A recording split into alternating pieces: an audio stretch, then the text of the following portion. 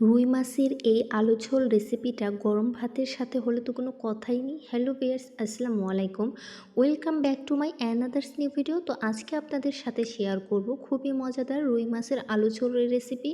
তো এটা করার জন্য এখানে আমি প্রায় 250 গ্রামের মতো রুই মাছ নিয়ে নিয়েছি। তো রুই মাছটাকে ম্যারিনেশন করার জন্য এখানে আমি নিয়ে নিয়েছি মরিচের গুঁড়ো, হলুদের গুঁড়ো, তারপরে দিয়ে দেব ধনিয়া গুঁড়ো, দিয়ে দেব স্বাদ মতো লবণ, তারপরে এখানে আমি দিয়ে দিব সামান্য একটু লেবুর রস। লেবুর রসটা দিয়ে দেওয়ার পর তারপরে মাছটাকে মশলার সাথে খুবই ভালোভাবে মাখিয়ে নিতে হবে। ম্যারিনেশনটা ভালো হলে মাছটা খেতেও ভালো লাগে।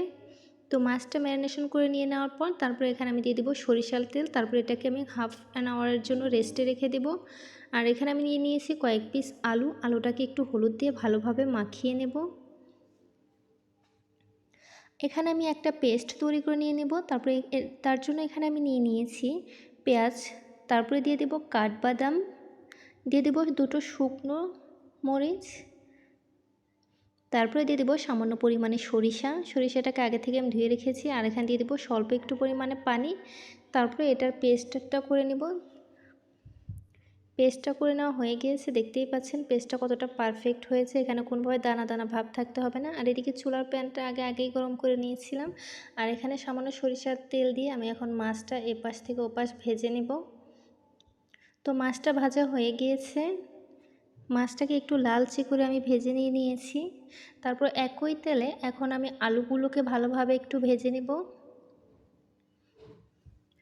তারপরে এখানে প্যানে দিয়ে দিব আমি 1 কাপ পরিমাণে পেঁয়াজ কুচিটাকে কিছুক্ষণ আমি যে পর্যন্ত এটা হালকা ব্রাউন কালার আসছে এ পর্যন্ত এটাকে ভেজে নিব।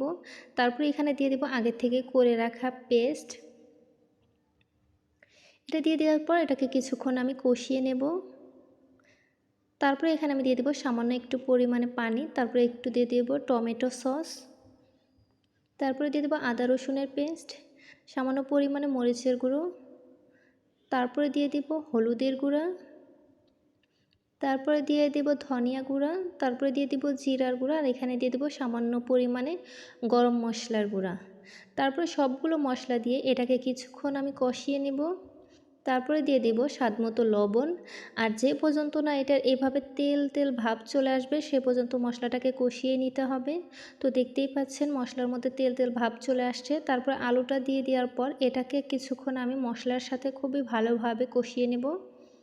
তারপরে দিয়ে দেবো এখানে স্বল্প একটু পরিমাণে পানি, তারপরে দিয়ে দেবো মাছগুলো দিয়ে এটাকে কিছুক্ষণ রান্না করে নিয়ে নেওয়ার পর তারপরে এখানে দিয়ে দেবো কাঁচামরিচ কুচি। তো আমার রুই মাছের রেসিপি রেডি। যদি ভালো লাগে অবশ্যই লাইক কমেন্ট শেয়ার করে দেবেন। ধন্যবাদ সবাইকে। আসসালামু আলাইকুম।